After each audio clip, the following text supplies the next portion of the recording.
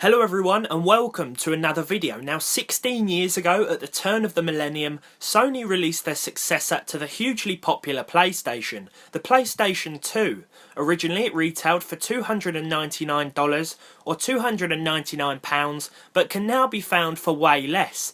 We've got our hands on the slim model released 4 years later, having paid just £30 or $37 for the console and a ton of games. Aside from its overall design that's just a quarter of the size of the original, or fat version as it's commonly known, with a classic PS1 style top loading disc tray too, spec wise this remains the same as the original.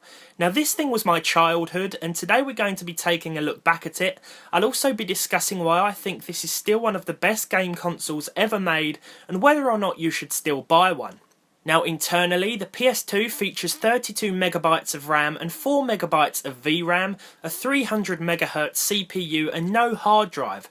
That's right, 8MB memory cards. This was the standard size that came with the console, although other sizes were available for purchase should that not be enough.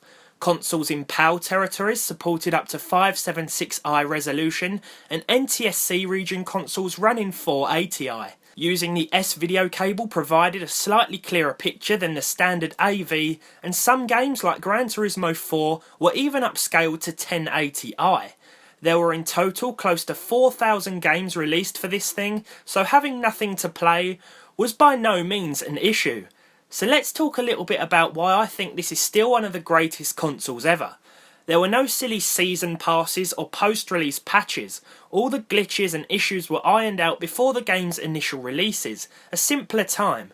Speaking of the games themselves, the PlayStation 2 was home to such classics as the early Grand Theft Autos, Tony Hawk games, Bully, Simpsons Hit and Run, possibly one of the best games ever actually, and who can forget A Dog's Life? You know, that game where you played as a dog? That's just to name a few, of course.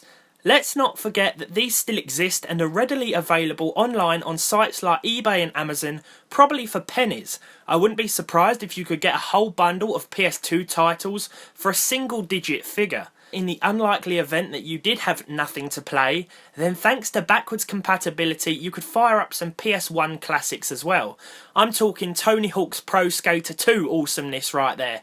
Sure, you could buy one of the early PS3s with backwards compatibility support, but it's not quite the same as the real deal, and they're also becoming a lot rarer and pricier than PS2 consoles themselves. So, should you still buy a PlayStation 2? Absolutely. It's still the best-selling console of all time, with over 155 million units shipped, which means that most of you watching probably have experienced one of these in your lifetime. And that's who I think it will mean the most to. A few dollars or pounds is a small price to pay to re-experience a part of your childhood.